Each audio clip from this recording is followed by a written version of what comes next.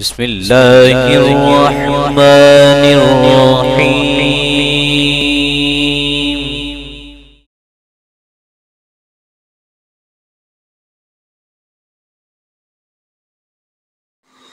الحمد لله وكفى وسلام على عباده الذين اصطفى والصلاة والسلام على من لا نبي بعده وعلى آله وصحبه ومن نحى نحوه أما بعد. أعوذ بالله السميع العليم من الشيطان الرجيم. بسم الله الرحمن الرحيم.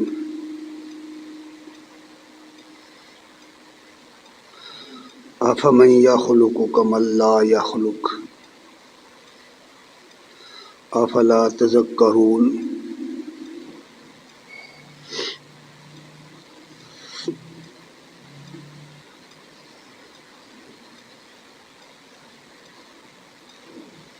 وقال النبي صلى الله عليه وآله وسلم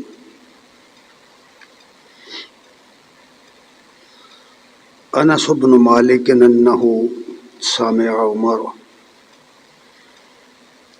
الغدا حين بايع المسلمون أبا بكر فقال أما بعد فاختار الله لرسوله الذي عنده على الذي عندكم وهذا الكتاب الذي هدى الله به رسولكم فخذوا به تهتدوا وإنما هدى الله به رسوله أو كما قال النبي صلى الله عليه وآله وسلم.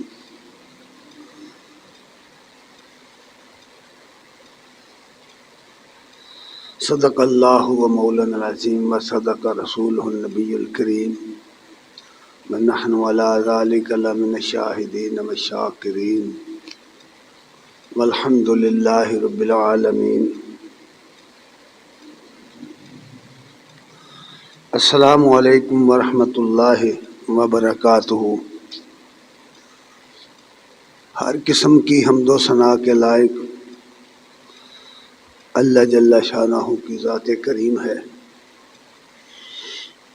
اور بے بہا درود و سلام محمد الرسول اللہ صلی اللہ علیہ وآلہ وسلم پر اور آپ کی آل اور اصحاب پر.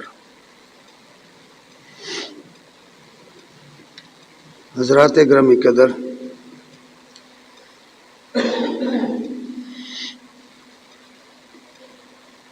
اللہ تبارک تعالیٰ نے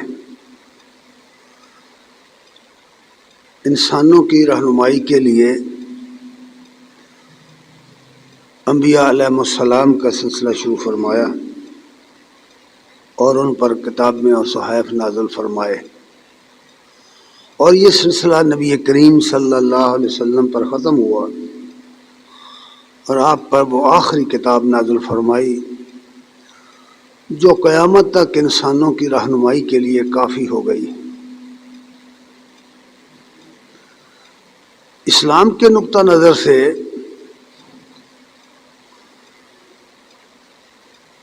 اسلام کی تعلیم کے بنیادی نکات صرف 3 ہیں، اور انبیاء علیہ السلام نے ہمیشہ ہر زمانے میں اپنی امتوں کو انہی نکات پر بلاوا دیا ہے، انہی نکات کی دعوت دی ہے، اور بقیہ اس دین اسلام جو ہے وہ انہی نکات کی تشریح اور توضیح ہے. اور ہمیشہ سے انسان اس دنیا کی زندگی میں اور اس کی رعنائیوں میں گم ہو کر، اس کی خوشحالیوں میں گم ہو کر ان نقطوں سے بے خبر ہوتا رہا، غافل ہوتا رہا، اور بار بار انبیاء آتے رہے اور انہیں سمجھاتے رہے تاکہ رسول کریم صلی اللہ علیہ وسلم تشریف لے آئے. ان کے تشریف لے آنے کے ساتھ ہی دین اسلام مکمل ہو گیا، وہ کتاب آخری آ گئی اور اس میں وہ دعوت بھی اپنی تکمیل کو پہنچ گئی، جس کے لیے انبیاء آتے رہے تھے۔ اس دعوت کے بنیادی نکات جو 3 ہیں، ان میں بھی بنیادی نقطہ توحید الوہیت وحدہ ہے۔ اسلام کا سارا نظام، اس کا سارا پلاٹ اسی نقطے پر اٹھایا گیا ہے، یعنی خدا ایک ہے، خدائی اس کے اکیلے خدا کی ہے، ایک اکیلا ہے وہ۔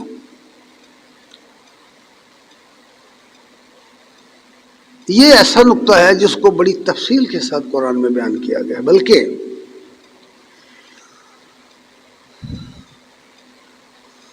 قرآن مجید کا 1/3 حصہ اسی نقطے کی تشریح کے لیے ہے۔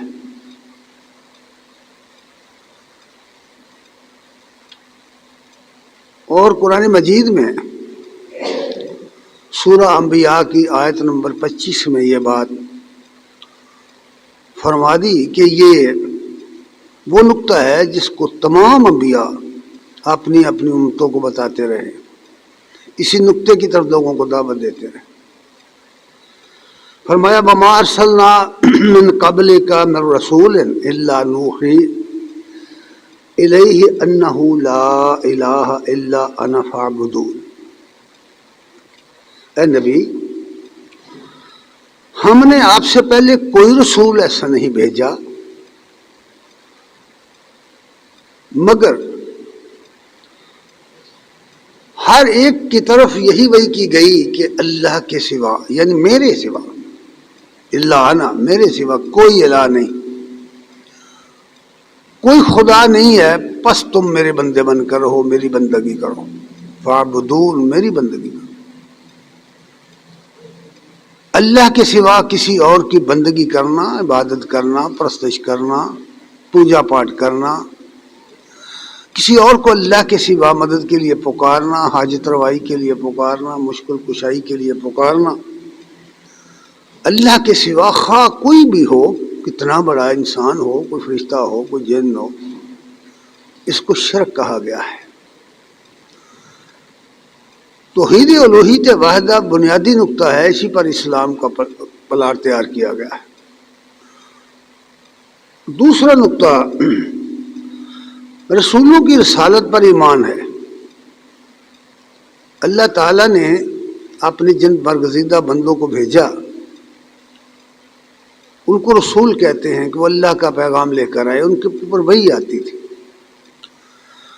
علم وحی کے ذریعے انہوں نے دنیا کی رہنمائی کی، انسانوں کی اخلاقیات کو سنوارنے کے لیے، انسانی زندگی کو گمراہی اور بدراہی سے، بے عملی اور بدعملی سے بچانے کے لیے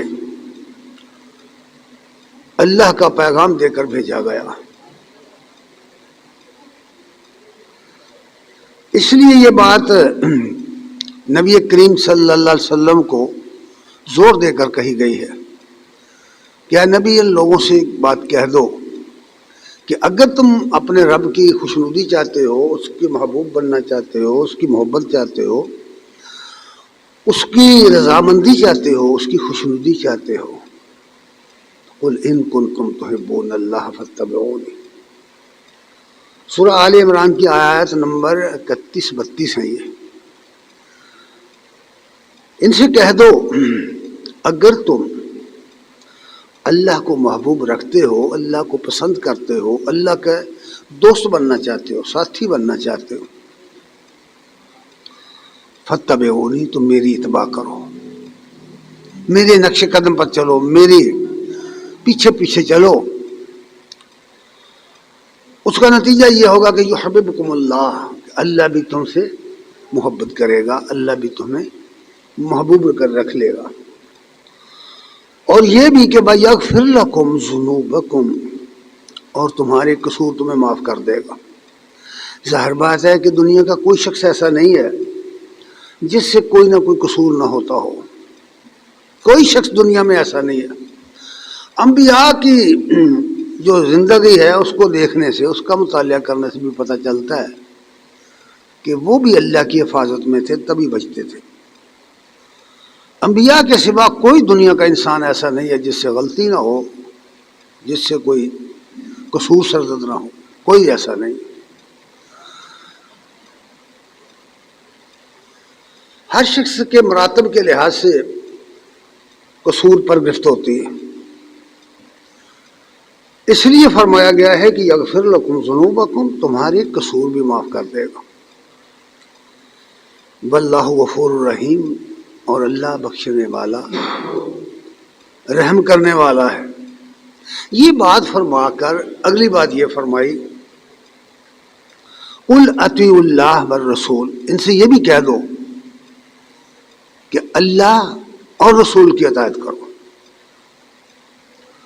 اللہ کی اطاعت تو قرآن کے لیے قرآن نازل ہوا ہے، جس میں جتنے احکام قرآن مجید میں آئے ہیں ان سے معلوم ہوتا ہے کہ یہ کام ہیں، یہ باتیں ہیں جن میں اللہ کی اطاعت لازم ہے، کہ رسول کے ذریعے وہ ہمیں بتائے گئے۔ ان کے علاوہ رسول اللہ صلی اللہ علیہ وسلم کی بھی کچھ باتیں ایسی ہیں جن کا کوئی تذکرہ قرآن مجید میں نہیں ہے، یا ان کی تفصیلات قرآن میں نہیں ہے، یوں کہہ لیجئے، یا وہ باتیں جو صرف رسول اللہ صلی اللہ علیہ وسلم تک محدود تھیں، آپ نے ان کے احکام صادر فرمائے۔ مثال کے طور پر جس طرح حرم مکہ کو اللہ تعالیٰ نے حرم قرار دیا ہے، لیکن مدینہ طیبہ کو رسول اللہ صلی اللہ علیہ وسلم نے حرم قرار دیا ہے،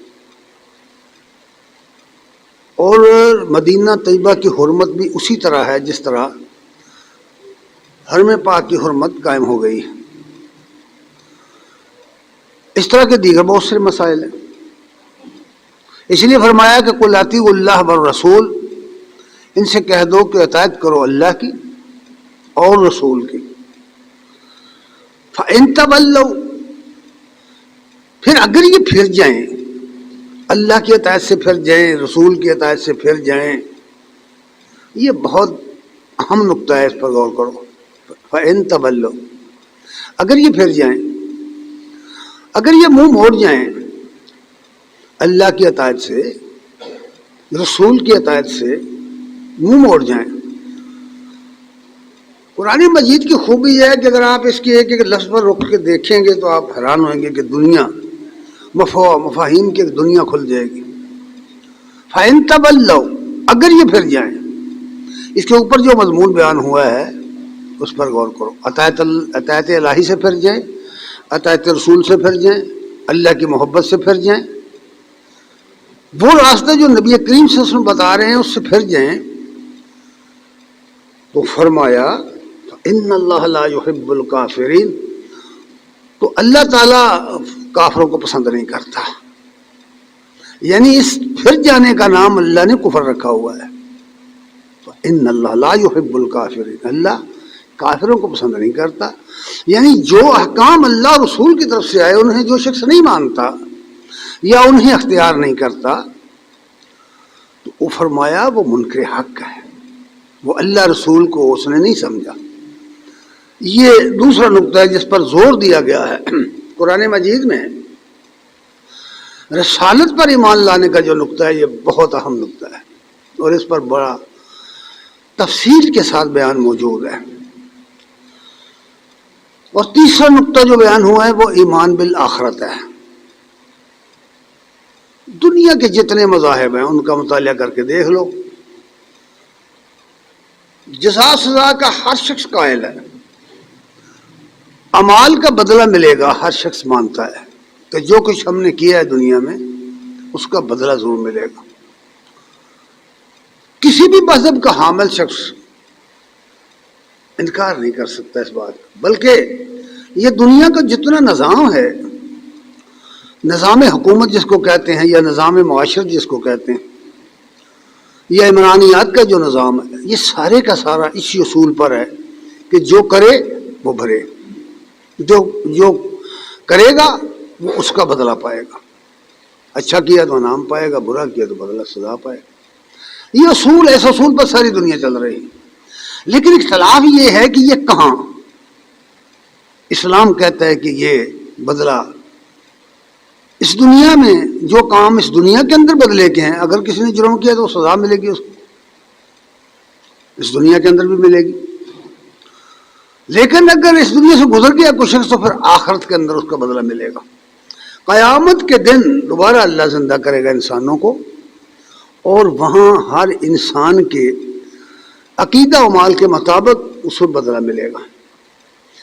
دراصل اس کا نام ہے قیامت، عقیدہ آخرت، ایمان بالآخرت اس کو کہتے ہیں. اور قرآن مجید میں یہ موضوع بھی بہت تفصیل سے بیان ہوا ہے، آخرت کا موضوع. یہ بنیادی نقطہ تھا، اس لیے اس پر بہت زور دیا گیا، اور عقل کے ساتھ دلائل فراہم کیے گئے کہ دوبارہ زندگی ہے، ہو سکتی ہے. اور خاص کر اس کو جو بیان کیا اصولوں میں، جہاں اہل ایمان کی، متقین کی شرائط بیان کی ہیں تقوی کی، وہاں یہ بات کہہ دی اور ایمان کا لفظ چھوڑ کر یقین کا لفظ استعمال کیا. وَبِالْآخِرَةِ هُمْ يُوقِنُونَ، وہ آخرت پر یقین رکھتے ہیں. اور ساتھ ہی یہ کہہ دیا اولئک علی ھدی من ربہم واولئک ھم المفلحون، یہی لوگ ہیں جو اپنے رب کی طرف سے ہدایت پر ہیں، اور یہی لوگ ہیں جو فلاح پائیں گے. اس بات کو سمجھ لینے کے بعد یہ سمجھیے کہ یہ ساری برکت، یہ ساری رہنمائی اللہ کی کتاب کی ہے، کتاب الہی کی ہے. اللہ تعالی نے اپنی کتاب کے ذریعے اپنے نبی کو یہ راستہ دکھایا، اور نبی کریم صلی اللہ علیہ وسلم نے اس کتاب کے ذریعے اپنی امت کو، یس کہہ لو کہ ساری دنیا کو، ساری بنی نوع انسان کو یہ راستہ دکھایا، ہدایت کی راہ دکھائی. یہی وجہ ہوئی کہ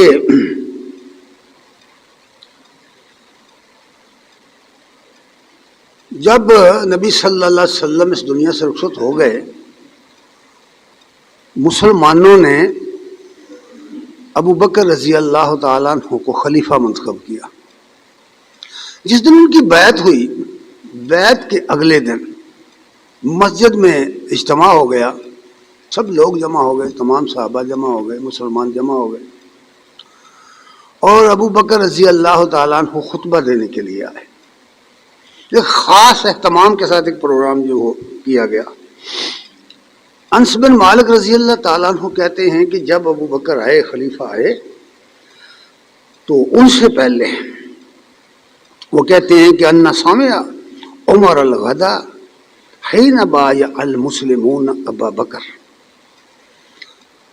یعنی ابو بکر کی مسلمانوں نے جس دن بیعت کی اس سے اگلے دن کہتے میں نے عمر رضی اللہ تعالیٰ عنہ کو یہ فرماتے سنا ہے کہ وہ جب آئے تھے واستوى علی ممبر رسول اللہ صلی اللہ علیہ وسلم، ابو بکر سے پہلے ممبر رسول پر عمر رضی اللہ تعالیٰ عنہ کھڑے ہو گئے، اور بتشہد قبل ابی بکر، ابو بکر سے پہلے، ان کی تقریر سے پہلے انہوں نے اللہ کی حمد و ثنا کی، تشہد پڑھا. پھر فرمایا اما بعد فاختار اللہ لرسولہ الذی عندہ علی الذی عندکم، فرمایا لوگو اللہ تعالیٰ نے اپنے رسول کے لیے وہ چیز پسند فرمائی جو اس کے پاس تھی، اور اس چیز پر ترجیح دی جو تمہارے پاس ہے. اللہ کے پاس کیا چیز تھی؟ یعنی قرآن. اور تمہارے پاس کیا ہے؟ یہ دنیا. تمہاری دنیا پر اللہ تعالیٰ نے قرآن کو، اللہ تعالیٰ نے اپنے پیغام کو ترجیح دی اور اس کو اپنے رسول پہ نازل کیا. فرمایا وَهَذَا الْكِتَابَ الَّذِي وَهَذَا الْكِتَابُ الَّذِي هَدَى اللَّهُ بِهِ رُسُولَهُ، یہ وہ کتاب ہے جس کے ذریعے اللہ تعالیٰ نے اپنے رسول کی رہنمائی فرمائی. عمر رضی اللہ تعالیٰ نے مختصر خطبہ، چند جملے کہے، یہ چند جملے، اتنا ہی ہے یہ خطبہ،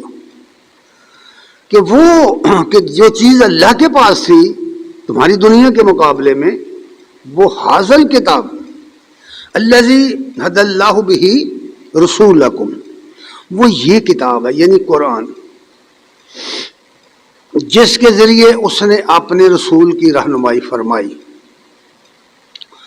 فرمایا فخذ بہ، اس کو پکڑو، قرآن کا دامن پکڑو. فخذ بہ، مسلمانوں قرآن کے ساتھ وابستہ ہو جاؤ، اس کے ساتھ تمسک کرو، اس کو مضبوط سے تھام لو. تہتدوا، تو ہدایت پا جاؤ. چھوٹے چھوٹے جملے کہے، اس کو پکڑ لو. اس کو پکڑ لینے کا مطلب یہ ہے کہ دنیا کے ہر مسئلے میں، دین کے ہر مسئلے میں قرآن کو فرقان بناؤ، قرآن کو میزان بناؤ. ہر وہ چیز جو قرآن پہ پوری اترے ٹھیک ہے، اور جو قرآن پہ پوری نہ اترے وہ ٹھیک نہیں ہے. یہ بات کہی گئی. فخذ بہ تہتدوا انما ھدی اللہ برسولہ، اس لیے کہ اللہ تعالیٰ نے اپنے رسول کی رہنمائی اسی کے ساتھ کی تھی. اصل قرآن ہی پہلے نازل ہوا تھا، اور قرآن کی روشنی میں ہی سارے دین کا قانون بنا، سارے دین کا نظام قائم ہوا. اب سوال یہ ہے کہ جب قرآن مجید آ گیا اور نبی کریم صلی اللہ علیہ وسلم کی سیرت سامنے آ گئی، اس زمانے میں بھی لوگ ایسا کرتے تھے، اس سے بہت پہلے بھی ایسا کرتے تھے کہ وہ کہتے تھے کہ ہم نہیں مانتے، ہمیں فلاں چیز دکھاؤ، معجزات دکھاؤ. اور معجزات کا تصور یہ تھا کہ حصی معجزہ، مادی معجزات، جس طرح موسیٰ علیہ السلام کے پاس لاٹھی تھی اور سانپ بن جاتی تھی، جس طرح عیسیٰ علیہ السلام کے معجزات تھے، جس طرح دیگر انبیاء کے معجزات تھے، وہ کہتے اس طرح کے کوئی معجزات دکھاؤ. اب ظاہر ہے کہ وہ جب وہ دنیا سے چلے گئے، وہ اللہ کے نبی جو ہیں ان کے ساتھ ہی ان کے معجزے بھی چلے گئے، وہ تو باقی نہیں رہے، نہ ہی ان کو دیکھنے والے باقی رہے، بس ان کی داستان باقی رہ گئی. ہم اپنے قرآنی یقین کے ساتھ مانتے ہیں کہ وہ لاٹھی سانپ بن جاتی تھی، ورنہ ہمارے سامنے کوئی اس کا تجربہ نہیں ہے، ہمارے سامنے اس کا کوئی تجربہ نہیں ہے. اور عیسیٰ علیہ السلام کے معجزات کے بارے میں بھی یہی ہے کہ قرآن کی وجہ سے مانتے ہیں، ورنہ کوئی تجربہ مشاہدہ تو ہمارا نہیں ہے. تو اس طرح کے معجزات جو لوگ مانگتے ہیں اور مطالبہ کرتے ہیں کہ بھئی کر کے دکھاؤ، اے نبی تم بھی معجزے دکھاؤ. اس قرآن مجید میں بہت سارے مطالبے موجود ہیں کہ وہ کہتے ہیں کہ اگر واقعی آپ رسول ہیں تو آپ کو کھانے پینے کی کیا ضرورت ہے، بیوی بچوں کی کیا ضرورت ہے، کاروبار کرنے کی کیا ضرورت ہے. یعنی تصور کافروں کا یہ تھا کہ جو نبی ہو یا جو پہنچا ہوا اللہ تک پہنچا ہوا بزرگ ہو، اس کو تو کچھ کھانا پینا ہی نہیں چاہیے، اس کا کوئی بیوی بچہ نہیں ہونا چاہیے، اسے تو سوسائٹی میں نہیں بلکہ جنگلوں میں رہنا چاہیے. ڈنگ ڈنگ رہے درویش ہو، باہر جا کے رہے، اسے کیا دنیا کے ساتھ کیا تعلق. ان چیزوں کو، اس کاروبار کو، اس اولاد کو، اس بیوی بچوں کو تو وہ دنیا داری سمجھتے. وہ کہتے ہیں یہ کیسا رسول ہے کہ یہ بھی کھاتا پیتا ہے، بازاروں میں چلتا ہے، اس کے بیوی بچے بھی ہیں اور کاروبار بھی کرتا ہے. اس لیے انہیں فرمایا گیا کہ معجزات جو تم مانگتے ہو، تو کیا معجزات دیکھ کر وہ ایمان لے آئے تھے؟ کیا فرعون مان گیا تھا؟ ابراہیم علیہ السلام کا بہت بڑا معجزہ ہے کہ آپ کو آگ میں ڈالا گیا، آپ زندہ و سلامت بچے رہے، تو کیا کوئی پھر لوگ شہر کے 1 لاکھ کی آبادی کو مسلمان ہو گئی؟ پھر وہی ایک ان کی زوجہ محترمہ اور ایک ان کا بھتیجا، بس وہی 2-3 آدمی. کیا معجزات سے بھی کوئی معنی لے آیا ہے؟ لیکن پھر بھی فرمایا کہ معجزات جو ہیں نا، آج بھی وہ معجزے ہیں. پڑھ کے تو دیکھیے، نبی کریم صلی اللہ علیہ وسلم کی یہ حدیث موجود ہے. ابی ہریرہ رضی اللہ تعالیٰ عنہ کہتے ہیں کہ رسول اللہ صلی اللہ علیہ وسلم نے فرمایا ما من الانبیاء نبی الا اوتی من الآیات ما مثلہ اومن او آمن علیہ البشر. فرمایا کوئی نبی ایسا نہیں گزرا جس کو معجزات نہیں دیے گئے، اور ان کے معجزات کو دیکھ کر کچھ لوگ ایمان لے آئے. پھر فرمایا مجھے بھی معجزہ دیا گیا ہے، مجھے بھی معجزہ دیا گیا ہے. ذرا غور کرو گے تو واقعی یہ چیز معجزہ ہے. فرمایا انما کان الذی اوتیت وحیا اوحاہ اللہ الی، بس مجھے بھی معجزہ دیا گیا ہے کہ اس نے میرے اوپر وحی نازل فرمائی. اللہ نے مجھے وحی کا معجزہ دیا ہے، اور وحی کیا ہے؟ قرآن. مجھ پر وحی نازل کی گئی. فارجو انی اکثر، میں امید کرتا ہوں، اکثر ہم تابعین یوم القیامہ، کہ ان انبیاء سے میرے پیروکار اس معجزے کی وجہ سے زیادہ ہوں گے. قیامت کے دن میرے پیروکار ان سے زیادہ ہوں گے. زیادہ ہیں یا نہیں؟ زیادہ ہیں. اچھا، یہ قرآن معجزہ ہے. کیا یہ حقیقت نہیں کہ ایک آدمی جو کبھی کسی مکتبے میں نہیں گیا، کسی استاد کے پاس پڑھنے نہیں گیا، اس نے لکھنا پڑھنا نہیں سیکھا، لکھنا پڑھنا اسے آتا ہی نہیں. سب لوگ جانتے، اس زمانے کے لوگ بھی جانتے تھے کہ محمد صلی اللہ علیہ وسلم لکھنا پڑھنا نہیں جانتے، اور اس زمانے کے لوگ بھی جانتے. ہر زمانے کے مورخ جانتے ہیں، جو پڑھتے ہیں، جنہوں نے آپ کی سیرت پڑھی ہے، وہ جانتے ہیں کہ آپ صلی اللہ علیہ وسلم امی تھے، سادہ لفظوں میں ان پڑھ تھے. آپ لکھنا پڑھنا نہیں جانتے تھے. آپ کسی استاد کے پاس نہیں گئے، کسی مکتب میں نہیں گئے، کسی سکول میں، کسی کالج میں، کسی یونیورسٹی میں نہیں گئے. تو پھر کیا ہوا کہ اس طرح کی کتاب پیش کر دی؟ یہ کتاب جو ہے، اس لیے تو بڑے بڑے دانشور جو ہیں، بڑے بڑے لکھاری، بڑے بڑے ادیب اور بڑے بڑے زبان آور خطیب جو ہیں، وہ بھی اس کا جواب نہیں لکھ سکے. اور صدیاں بیت گئی ہیں. چیلنج کیا گیا ہے، ان کنتم، اللہ تعالیٰ فرماتے ہیں، ان کنتم فی شک مما انزلنا، اللہ دینا، ہم نے جو کچھ اپنے بندے پر نازل کیا ہے، اگر تمہیں اس کے خدائی کتاب ہونے میں شک ہے، فاتوا بسورۃ من مثلہ وادعوا شہداءکم من دون اللہ، ایک صورت اس جیسی لے کر آؤ اور اپنے سارے حمایتیوں کو بلا لو، اپنے خطیبوں کو، ادیبوں کو، بزرگوں کو، ولیوں کو، عالموں کو، اپنے خداؤں کو، اپنے مشکل کشاؤں کو بلا لو سب. اگر یہ مشکل کشا تمہارے اس وقت مشکل کے وقت کام نہیں آتے تو کب آئیں گے بھائی؟ یہ تو بڑی خجالت ہے تمہیں ہو رہی کہ تم شکست کھا رہے ہو. تو لے آؤ نا ان کو کہ قرآن جیسی ایک صورت بنا کے لے آئیں، چھوٹی سے چھوٹی صورت. انا اعطیناک الکوثر فصلی لربک وانحر ان شانئک ھو الابتر، ایک صورت لے کے آؤ. عربی بنا کے نہیں، اس کا مطلب ہے کہ ایسی کتاب لے کے آؤ، ایسی صورت لے کے آؤ جس کے مضامین کا یہ عالم ہو کہ اس کے سامنے سر جھکتے ہو. کوئی جواب نہیں دے سکا. پھر فرمایا فَإِن لَّمْ تَفْعَلُوا وَلَن تَفْعَلُوا، اگر تم یہ چیلنج قبول نہیں کرتے، اور ساتھ ہی کہہ دیا وَلَن تَفْعَلُوا، ہرگز نہیں کر سکو گے تم. فَاتَّقُوا النَّارَ الَّتِي وَقُودُهَا النَّاسُ وَالْحِجَارَةُ اُعِدَّتْ لِلْكَافِرِينَ، اور یاد رکھو، ڈرو اس جہنم کی آگ سے جو تمہارے لیڈروں کے لیے بھی اور تمہارے عوام کے لیے بھی جو منکر ہیں تیار کی گئی ہے، جو نہیں مانتے، منکرین حق ہیں، قرآن کو نہیں مانتے، ان کے لیے وہ جہنم کی آگ تیار کی گئی. اس چیلنج کو کسی نے قبول نہیں کیا. اس لیے یہ معجزہ ہے، ایک ایسا معجزہ کہ بڑے بڑے لوگ جو مخالف ہیں آپ کے، اگر آپ مستشرقین کی کتابیں پڑھیں تو حیران ہو جائیں گے.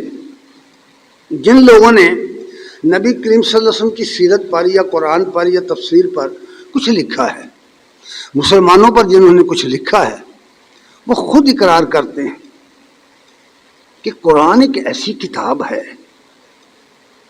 کہ اگر یہ کہا جائے کہ مردہ زندہ ہو گیا تو یہ شاید ممکن ہے، قرآن جیسی کتاب نہیں لائی جا سکتی. یہ مانتے ہیں سب لوگ.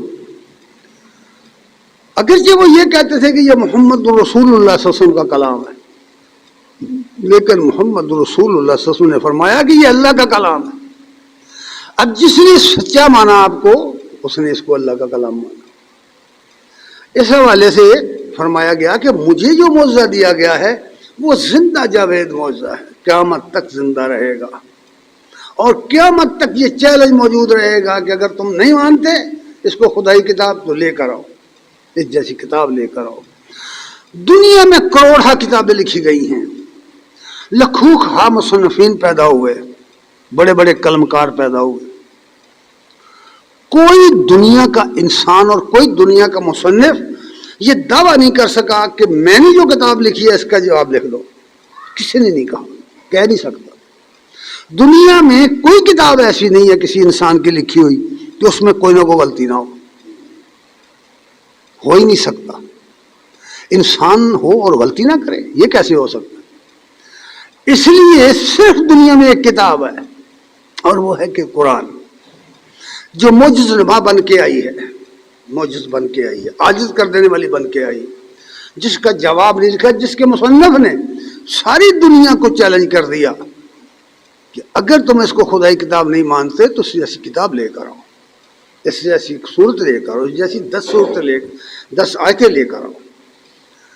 یہ ہے وہ معجزہ جو نبی کریم صلی اللہ علیہ وسلم کو دیا گیا، اور یہ بہت بڑا معجزہ ہے کہ ایسا شخص مکے کے اندر اٹھا جس کو سب لوگ جانتے ہیں کہ یہ امی ہے، سب جانتے ہیں کہ یہ اس نے پڑھنا لکھنا نہیں سیکھا، اسے نہ پڑھنا آتا ہے نہ لکھنا آتا ہے، لیکن اس نے یہ کتاب پیش کی ہے اور دنیا کو چیلنج بھی کیا ہے. اس لیے قرآن مجید میں یہ بات کہی گئی ہے، سورہ شعراء کی آیت نمبر 197 میں یہ بات کہی گئی کہ معجزات مانگتے ہو تو یہ جو اہل کتاب ہے یہود و نصارہ، ان سے ذرا پوچھو، ان سے پتہ کرو، تمہیں پتہ چلے. فرمایا اولم یکن لہم آیہ، کیا ان لوگوں کے لیے یہ معجزہ نہیں ہے کہ ایک ان پڑھ آدمی کتاب پیش کر دے؟ ان کے لیے یہ معجزہ نہیں ہے کہ ایک وہ شخص جس نے کسی سے کچھ پڑھا نہیں، کوئی اس کا استاد نہیں ہے انسانوں میں سے، ایعلمہ علماء بنی اسرائیل، اور اس حقیقت سے علماء بنی اسرائیل واقف ہیں کہ کتاب اللہ میں، بائبل کے اندر یہ بات لکھی ہوئی ہے، اللہ نے یہ وعدہ کیا تھا کہ میں ایک ایسا شخص پیدا کروں گا جو ان پڑھ ہوگا اور میں اپنا کلام اس کے منہ میں ڈالوں گا اور وہ وہی کہے گا جو میں اسے کہوں گا، اور جو اس کو نہیں مانے گا میں اس سے اس کا حساب لوں گا. بائبل پڑھ کے دیکھو، کتاب استثناء میں یہ سب کچھ ہے، آبار میں بھی ہے. یہ ہے وہ حقیقت جو بیان کی گئی ہے. اب اس کتاب کے اندر جو ہے ایک بات بڑی اہم کہی گئی ہے. آج کل بہت ساری اس طرح کی چیزیں آ رہی ہیں. ابھی ایک شخص نے مجھے ایک ویڈیو سینڈ کی جس میں یہ بتایا گیا تھا کہ یورپ کے اندر سائنسدانوں نے مردوں پر ریسرچ کی ہے اور مردوں پر ریسرچ کر کے ثابت کیا ہے کہ مرنے کے بعد بھی بندہ نہیں مرتا، مرنے کے بعد بھی بندہ نہیں مرتا، زندہ رہتا ہے، اس کی روح زندہ رہتی ہے. پھر وہ پورا فلسفہ جو بیان کرتے ہیں لوگ وہی. میں نے کہا کہ بھئی اگر یہ بات درست مان لی جائے کہ سائنس نے اتنی ترقی کر لی ہے تو وہ مردے کو زندہ ثابت کر گیا ہے، تو اس کا مطلب یہ ہے کہ قرآن مجید کو چھوڑ دیں. پھر اب اس سائنس پر ایمان لائیں، ہمیں تو نہیں پتا، ہم نے تو کوئی تجربہ نہیں کیا بھائی، ہم تو کسی لیبارٹری میں نہیں گئے، ہم ان سائنسدانوں پر ایمان لا رہے ہیں لیکن قرآن پر چھوڑ رہے ہیں. ان کی بھی ہم سن سنا کر بات مان رہے ہیں نا، اور بھائی مان کے سن سنا کر مانی ہے کہ چاند پر اتر گئے ہیں، کسی نے دیکھے؟ سن کے مان لائے ہیں نا کہ چاند میں اتر گئے. یعنی سائنسدانوں کی بات مانے یا اللہ کی اس کے رسول کی بات مانے؟ چلو جی سنیے، کیا واقعی بندہ مردے جو ہیں مرتے نہیں؟ مرنے کے باوجود بندہ نہیں مرتا؟ یہ ایک سوال ہے کہ ایک بندہ مر گیا ہے، ایک آدمی کہتا ہے یہ زندہ ہے، دوسرا کہتا ہے بھائی مر گیا، ڈاکٹر نے اس کا ڈیتھ سرٹیفکیٹ جاری کر دیا، مر گیا. اور جو مر گیا ہے وہ نہ شعور رکھتا ہے، نہ وہ دیکھتا ہے، نہ وہ بات کر سکتا ہے، بول سکتا ہے، نہ وہ سن سکتا ہے. قرآن نے صاف کہہ دیا کہ نہیں سنتے، نہیں شعور رکھتے، یہ نہیں جانتے. تم ان کو آواز دیتے رہو قیامت تک آواز دیتے رہو، یہ تمہارا جواب نہیں دیں گے، کہا ہے نا قرآن نے. تو سوال یہ ہے کہ بھئی یہ کیسے بات مان لی جائے، ایسے سائنس کو کیسے مان لیا جائے جو کہے کہ مردہ مرنے کے باوجود زندہ ہے. قرآن کیا کہتا ہے؟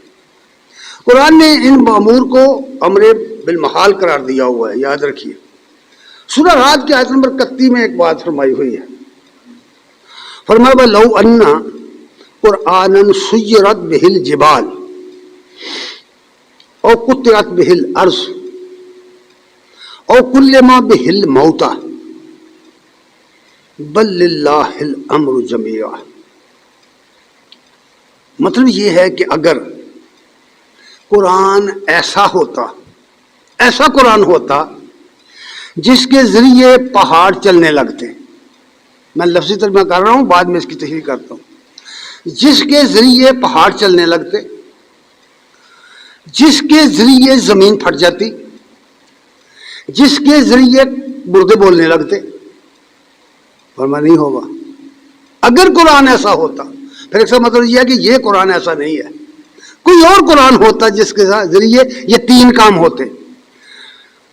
قرآن پڑھ کر پھونک مارتے، پہاڑ اڑ جاتا، قرآن پڑھ کر پھونک مارتے، زمین پھٹ جاتی، شک ہو جاتی، قرآن پڑھ کر دم کرتے، پھونک مارتے، مردہ اٹھ کے بیٹھ جاتا۔ فرمایا یہ کوئی اور قرآن ہوگا، یہ تو نہیں ہے، یہ قرآن نہیں ہے۔ یہاں بہت سارے مسائل بیان کر دیے گئے ہیں۔ وَلَوْ أَنَّ قُرْآنًا سُيِّرَتْ بِهِ الْجِبَالُ، اگر کوئی ایسا قرآن ہوتا کہ جس کے ذریعے پہاڑ چل اڑ جاتے، یعنی پھونک مارتے قرآن پڑھ کر، پہاڑ کا اپنے جگہ نہ رہتا، تو غور کر لو، پڑھو اس آیت کو، بار بار پڑھو، اس کی تفسیریں بڑی اوٹ پٹانگ کی گئی ہیں، یہ میں آپ کو بتا رہا ہوں۔ بات سیدھی صاف کہہ دی کہ اگر کوئی قرآن ایسا ہوتا جس کو پڑھ کر پھونک مارتے پہاڑ اپنی جگہ سے ہٹ جاتا، اور قطعت بہ الارض، یا زمین اس کے ذریعے پھٹ جاتی، قرآن پڑھتے پھونک مارتے زمین پھٹ جاتی، او کلم بہ الموتى، یا قرآن ایسا ہوتا کہ اس کو دم کرتے مردہ بولنے لگ جاتا۔ کیا خیال ہے؟ اس قرآن کو پڑھے اور دم کر کے دیکھیں، ان تینوں کاموں میں سے کوئی کام ہو جاتا ہے بھلا؟ کر کے دیکھیں۔ سارے عملیات والے جو ہیں اس کو لگا دو، ساری دنیا کے عملیات والے اکٹھے کرو، انہیں کرو بھائی یہ تین کام کر کے بکھاؤ، یہ تین کام کر کے نا قرآن پڑھو۔ جب کہا جاتا ہے نا کہ بھائی یہ قرآن اس لیے نہیں نازل ہوا تمہارے دھن جھاڑے کے لیے، یہ تو عمل کے لیے نازل ہوا ہے، تو وہ کہتے ہیں یہ اللہ کا کلام ہے، اس میں بڑی برکت ہے، یہ تو یہ کر دیتا ہے، وہ کر دیتا ہے، کہتے ہیں یا نہیں کہتے؟ تو ان سے کہو کہ یہ مل جو ساری دنیا کے عمل اور قرآن، اس کو پڑھو اور یہ تین کام جو اس آیت میں بتایا گیا کر کے دکھاؤ۔ کوئی نہیں کر سکے گا، یہ نہیں ممکن، یہ امر بالمحال ہے، یہ نہیں ہو سکتا۔ پھر ساتھ ہی کہا کہ ہاں اللہ چاہے تو وہ ایسا زلزلہ لائے کہ سارے پہاڑ اڑ جائیں، اللہ چاہے زمین پھٹ جائے، روزانہ اس طرح کے کام ہوتے ہیں، اللہ چاہے تو مردے بولنے لگ جائیں، کچھ مشکل نہیں اس کے لیے۔ لیکن نہ قرآن میں یہ ہے نہ کسی بندے میں یہ طاقت، یہ ہے بات سمجھائی گئی کہ مردے بولتے نہیں بھائی، مردے کلام نہیں کرتے، جو مر جائے آپ اپنی ساری مشینری لے آئیں، آپ اپنی ساری لیبارٹریاں لے آئیں، ایک مرے ہوئے آدمی سے بیان لے کر دکھائیں، نہیں ہو سکتا یہ، جھوٹی باتیں پھیلا کے لوگوں کو گمراہ کرنا۔ اچھا، اس کے بعد فرمایا دوسری آیت میں فرمایا سورہ انعام کے اندر، اے نبی وَلَوْ أَنَّنَا نَزَّلْنَا عَلَيْهِمُ الْمَلَائِكَةَ، اگر ہم ان معجزات طلب کرنے والوں کے سامنے فرشتے اتار کر لے آتے، فرشتے ان کے سامنے ظاہر ہو جاتے۔ فرشتے دیکھے ہیں کسی نے؟ فرمایا کہ اگر ہم ان کے سامنے فرشتے لے آتے اور فرشتے ان کے سامنے آ جاتے، یہ اپنی آنکھوں سے ان کو دیکھ لیتے، وَكَلَّمَهُ الْمَوْتَى، اور مردے ان سے بولنے لگتے۔ یہ جو معجزات کا طلبگار ہے نا، اگر ان سے مردے کلام کرنے لگ جاتے، وَحَشَرْنَا عَلَيْهِمْ كُلَّ شَيْءٍ قُبُلًا، اور جتنی پوشیدہ چیزیں ہیں، چھپی ہوئی چیزیں ہماری نظروں سے، پردے میں جو چیزیں ہیں، مستور چیزیں ہیں، اگر وہ ساری ہم وہاں سے نکال کر پردے سے ان کے سامنے لے آتے، جو منکرین حق ہے ان کے سامنے لے آتے، تو پھر یہ کیا کرتے؟ ماں کانوا لیؤمنوا، یہ پھر بھی نہ مانتے. کیوں بھائی بتائیے؟ یہ قرآن ابو جہل نے سنا ہے، ابو لہب نے سنا ہے، کتابیں پڑھ کے دیکھو سنا ہے. ابن کثیر رحمہ اللہ نے اپنی تفسیر میں ایک واقعہ لکھا ہے کہ ابو شریک کہتے ہیں کہ حرم کے اندر ایک کونے میں چھپ کر وہ نبی صلی اللہ علیہ وسلم کی تلاوت سن رہے تھے. جب وہ باہر نکلے، گلی میں گئے، چوک میں گئے، تو وہاں اس کی ملاقات ابو سفیان کے ساتھ، ابو جہل کے ساتھ، ان کے ساتھ ملاقات ہوئی. اس نے پوچھا بھی کہاں سے آئے ہو؟ انہوں نے کہا بھی سچی بات تو یہ ہے کہ حرم میں تھے اور ہم محمد صلی اللہ علیہ وسلم کی تلاوت سن رہے تھے. اس نے کہا کہ اگر تمہاری اس حرکت کا پتہ چل گیا تمہاری نوجوان نسل کو، جس کو تم دن رات کہتے ہو کہ اس شخص کے پاس نہیں جانا، اس کی بات نہیں سننا، تو اگر ان کو تمہاری اس حرکت کا پتہ چل گیا تو پھر کیسے روکو گے ان کو؟ انہوں نے کہا کہ ہم یہاں قسمیں اٹھاتے ہیں کہ آئندہ ہم نہیں یہ کریں گے. یہ قسمیں اٹھا کر کے چلے گئے. وہ کہتے ہیں کہ اگلا دن وہ تو میں پھر چلا گیا. میں نے کہا کہ وہ اپنے گھر میں قسمیں اٹھائی ہیں تو اپنے گھر میں کیا پتا، میں چلا گیا. اور ابو جہل نے بھی سوچا کہ وہ تو اپنے گھر میں بھی چلا گیا. ابو سفیان نے کہا وہ بھی. ہر کسی نے یہ تصور کر کے نا کہ وہ آپ اپنے گھر میں، انہیں کیا خبر ہے، وہ سارے پھر چلے گئے. اگلے دن اسی موڑ پر پھر ملاقات ہو گئی، اگلی رات پھر اسی موڑ پر. اس نے کہا کہ کل یہ قسمیں کھائی ہیں، آج ڈیل وہی کام. وہ کہتے ہیں 3 دن اس طرح ہوا. پھر میں تیسرے دن ابو سفیان کے گھر گیا. میں نے پوچھا کہ ابو سفیان، یہ جو کچھ تم نے سنا ہے تمہارا اس کے بارے میں خیال کیا ہے؟ اس نے کہا بھی بالکل سچی بات ہے، یہ کلام سچا ہے، محمد صلی اللہ علیہ وسلم سچے ہیں، لیکن بعض باتیں ایسی ہیں، بعض کلام کے حصے ایسے ہیں جس کی مجھے سمجھ نہیں آئی. وہ کہتے ہیں میں وہاں سے نکل کر کے ابو جہل کے گھر گیا. میں نے اس سے پوچھا کہ ابو الحکم بتاؤ تم اس وقت کے بارے میں کہتے کیا ہو؟ اس نے کہا دیکھ بھائی، یہ سچا نبی ہے، یہ واقعی اللہ کا کلام ہے، لیکن بات سن لے، یہ ہمارا شریک ہے بنو ہاشم، ہم ہر معاملے میں ان کا مقابلہ کرتے رہے ہیں. اب انہوں نے ایک آدمی نے نبوت کا دعویٰ کر دیا، ہم کبھی نہیں مانیں گے. یعنی جانتے بوجھتے سمجھ کر نہیں مانیں گے. یہی بات یہاں کہی گئی ہے کہ ان کے سامنے فرشتے آ جائیں، ان کے سامنے چھپی، ان کے سامنے مردے کلام کرنے لگ جائیں، ان کے سامنے مستور چیزیں نکال کر لے آئیں، یہ پھر بھی نہیں مانیں گے. کیونکہ جب کوئی شخص ضد میں آ جائے، تعصب میں آ جائے، وہ کیسے مان سکتا ہے؟ ضد اور تعصب والے لوگ نہیں مانتے، ہمیشہ سوچ اور سمجھ والے لوگ مانتے، عقل مند لوگ مانتے ہیں، غیر جانبدار ہو کر کے جب بات سنتے ہیں تب مانتے ہیں. اس لیے قرآن نے کہا ما کانوا لیؤمنوا، یہ نہیں ہے ایسے کہ ایمان لے آئے، الا ان یشاء اللہ. ہاں یہ الگ بات ہے کہ اللہ کی مشیت ہو، یعنی یہ دنیا کے اندر جتنے کام ہم لوگ کرتے ہیں یہ اس کی مشیت کے تحت ہو رہے ہیں. بہت سارے کام ایسے ہم نہیں جانتے، ہم سمجھتے ہیں کہ میں کر رہا ہوں، حالانکہ اللہ کی مشیت کی وجہ سے ہو رہا ہے وہ کام. مسلم نے موقع دیا ہوا ہے ہمیں، اچھا کریں برا کریں، اس نے موقع دیا ہوا ہے، اور کہہ دیا کہ پھر بعد میں تمہارا حساب لیا جائے گا. اور ساتھ ہی کہہ دیا الا یشاء اللہ، مگر یہ کہ اللہ چاہے. فقال ولکن اکثرہم، زور سے ذرا بات سننا ہے، فکرہ کیا کیا. ولکن اکثرہم یجہلون، لیکن ان لوگوں کی اکثریت جاہل ہے. کیا کہا ہے بھلا قرآن نے؟ جاہل کا مطلب یہ نہیں ہے کہ ان پڑھ ہے، یہ بھی مطلب نہیں ہے کہ بے وقوف ہے، یہ بھی مطلب نہیں ہے کہ بے عقل ہے، یہ نہیں مطلب ہوتا جاہل کا. مطلب یہ ہے کہ یہ جذباتی قسم کے لوگ ہیں، ضدی لوگ ہیں، تعصب والے لوگ ہیں، یہ کبھی نہیں مانے گے، یہ جاہل طبقہ ہے. جہالت کا ثبوت یہ ہوتا ہے کہ کوئی آدمی کسی بات کو سنے، سوچنے کی بجائے آگ بگولا ہو جائے، ضد کرے، تعصب کا شکار ہو جائے، اور کسی آدمی کی بات سننے کی تیاری نہ ہو، وہ آدمی جاہل ہوتا ہے. جہاں آج بھی موجود ہیں وہاں بھی موجود تھے. وہ کہتے ہیں کہ اس کے پاس نہ جاؤ، اس کی باتیں نہ سنو. جب یہ قرآن پڑھی شور برپا کر دیا تھا. ہوٹن کرو. کیوں کہتے تھے؟ جانتے تھے کہ جو بات بھی غور کر کے سنے گا وہ ایمان لائے گا. کیونکہ قرآن مجید کی باتیں، نبی کی باتیں اتنی سچی اور اتنی پرمغز اور بادلائل ہوتی تھی کہ عقل مند آدمی ان کو رد نہیں کر سکتا تھا. آج بھی قرآن پڑھو گے تو تمہیں پتہ چلے گا کہ قرآن مجید ایسی ایسی باتیں کہہ گیا کہ عقل مند آدمی اس کا انکار نہیں کر سکتا. ضد والے کی بات نہیں. پھر فرمایا کہ اگلی آیت میں فرمایا سورہ صافات. سورہ صافات کے اندر ابراہیم علیہ السلام کا واقعہ بیان ہوا ہے.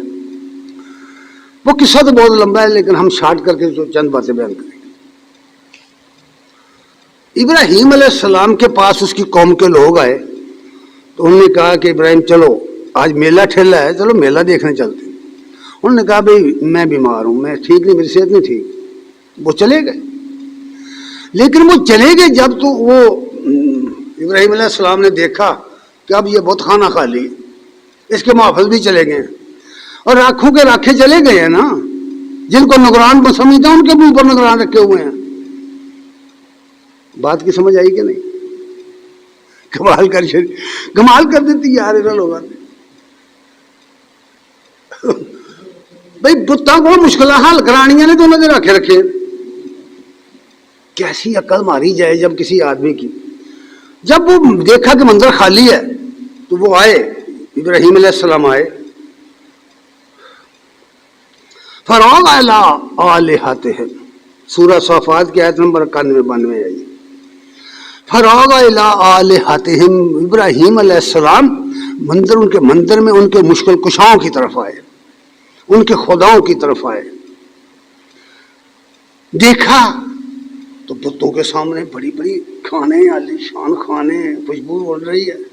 کہیں حلوے ہیں، کہیں کھیرے ہیں، کہیں پلاؤ ہے، کہیں زردہ ہے، کہیں فلاں ہے، دمکا ہے. تو وہ کہتے ہیں فقال الا تاکلون، ابراہیم علیہ السلام فرماتے تمہیں کیا ہے، کھاتے کیوں نہیں ہو؟ بات سمجھنے کیا بھائی. ابراہیم علیہ السلام ان کو کہتے بتوں کو مخاطب کر کے فقال الا تاکلون، بھائی کھاتے کیوں نہیں؟ اب کیا جواب دیں بھائی؟ یہ مرے ہوئے یا جن کے بت بنائے ہیں، جن کی تصویریں بنائی ہیں، جن بزرگوں کی، ہمارے ہاں بھی ہے نا. آپ دیکھتے نہیں کہ بھی کاغذوں کی تصویریں بنائی ہے، کشتی کے نیچے ہاتھ دیا ہوا ہے پیر عبد القادر جیلانی کا، وہ اسے اترا رہے ہیں.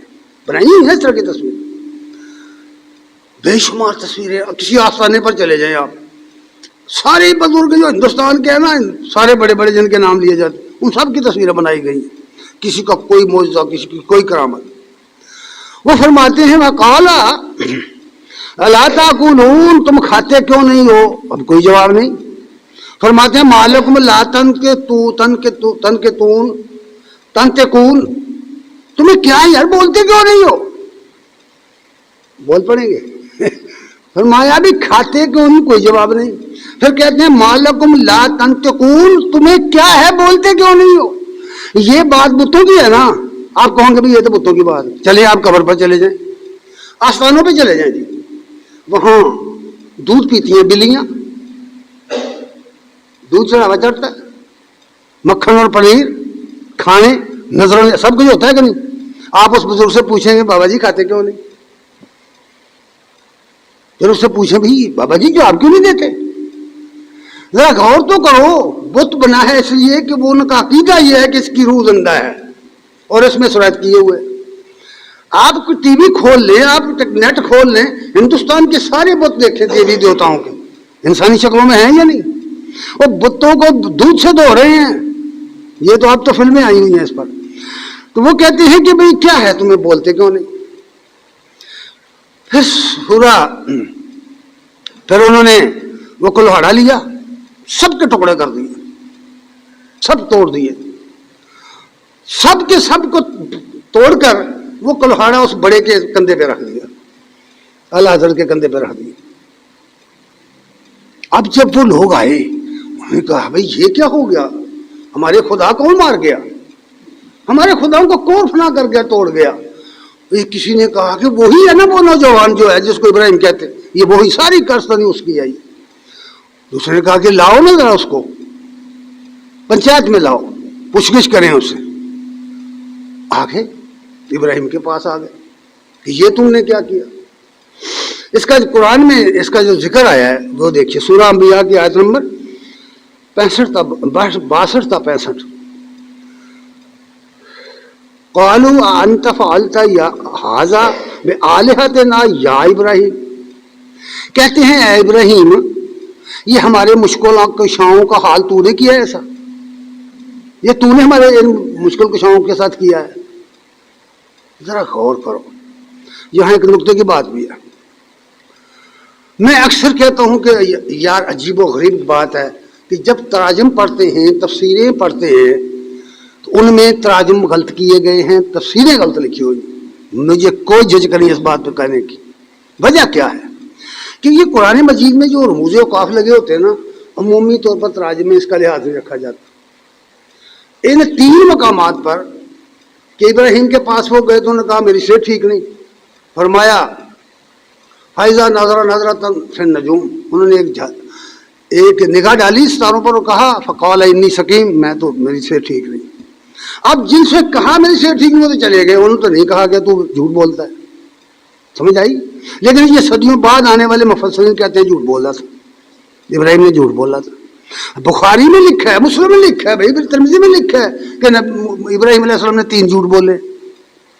ایک یہی ہے کہ انہوں نے آ کر کہا قالوا انت فعلت هذا بآلهتنا یا ابراہیم، اے ابراہیم تو نے ہمارے معبودوں کے ساتھ یہ کیا ہے۔ انہوں نے کہا قال، جواب آیا قال بل فعلہ، یہاں لکھا ہے قوف کف، ٹھہر جاؤ، جملہ یہاں رک گیا، پورا ہو گیا۔ کیا کہا بلا؟ انہوں نے کہا ہاں اسی نے کیا ہے جس کو تم سمجھتے ہو، اسی نے کیا ہے۔ بات کی سمجھ آ گئی؟ انہوں نے کب کہا میں نے نہیں کیا، نہ کہا میں نے نہیں کیا، نہ کہا کس نے کیا، اس نے دونوں باتیں نہیں کہی۔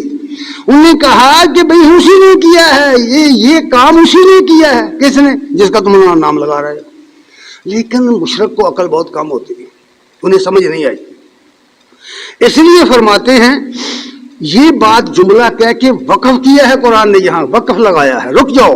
اگلا جملہ کیا کہا؟ کبیرہم ھذا، فرمایا یہ بڑا ان کا، یہ تمہارا بڑا ہے۔ فاسألوہم ان کانوا ینطقون، اگر یہ بولتے ہیں تو ان سے پوچھو۔ سمجھ آئیے بات کی کہ نہیں؟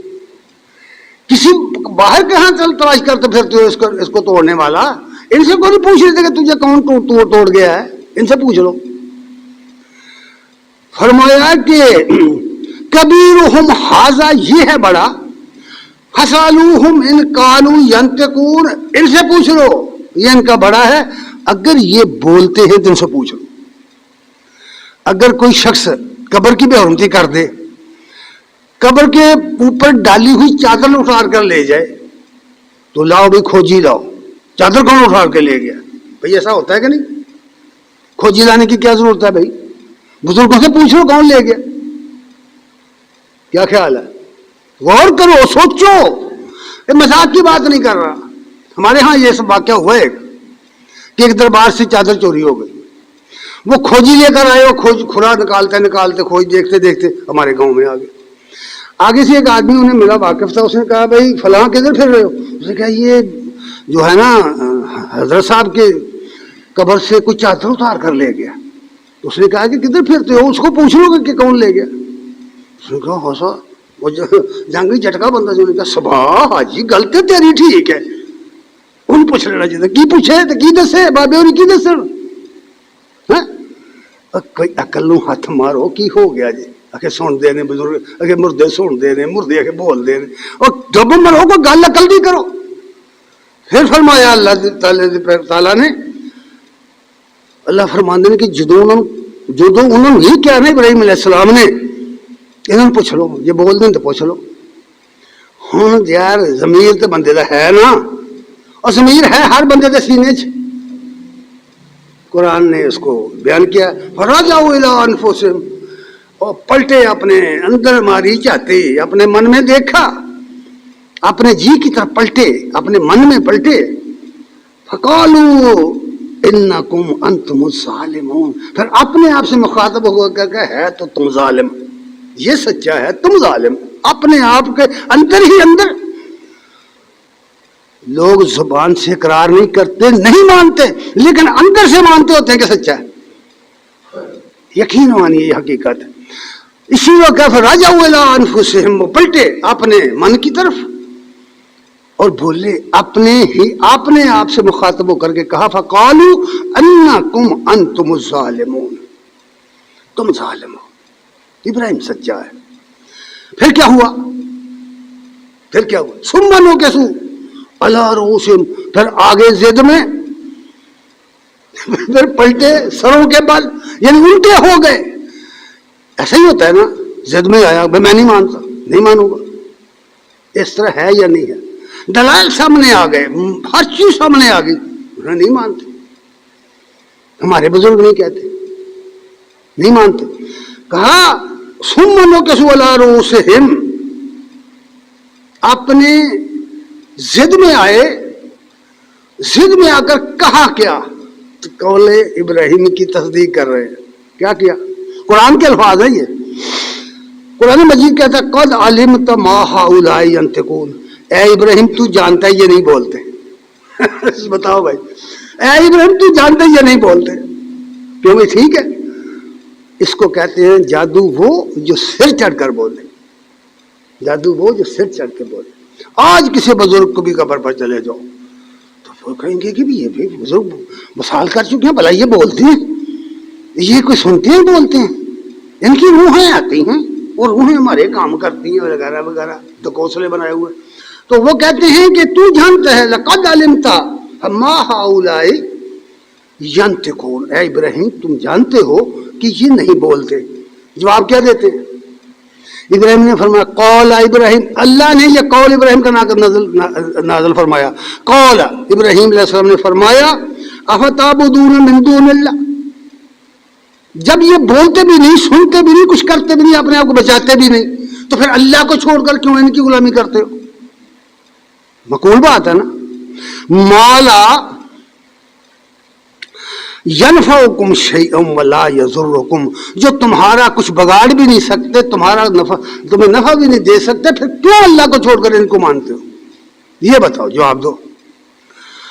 اف لکم، ابراہیم علیہ السلام فرمایا تف تمہاری سوچ پر، افسوس تمہاری سوچ پر، تمہاری عقل پر، مردہ ضمیر لوگ ہو، مردہ ضمیر، مردہ عقل لوگ ہو، اس لیے کہتے ہیں اف لکم وَلِمَا تَعْبُدُونَ مِن دُونِ اللَّهِ، اور ان پر بھی توف جن کو تم اللہ کے سوا مانتے، ان کو تم مشکل کشا بنائے پھرتے ہو۔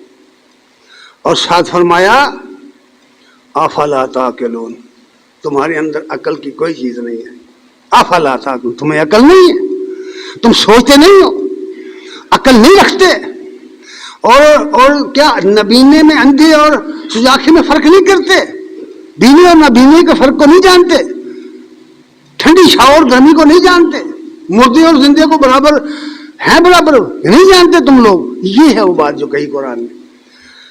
حضرات گرامی قدر، اقبال نے کہا ہے مسلمان کو مخاطب کر کے تیرا دل حرم گروے عجم، تیرا دل حرم گروے عجم، او مومن، او بندہ مومن، تیرا تو دل حرم تھا جو پاک ہے شرک سے، تیرا دل حرم تھا، لیکن پجاری بن گیا اجمیوں کا، اجمیوں کے خیالات کا، اجمیوں کی سوچ کا، غیر مسلم مجوسیوں، پارسیوں، ہندوؤں، ان کے عقیدے کو تم نے اپنا لیا۔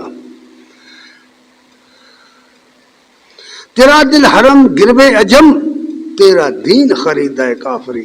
آخر دعوانا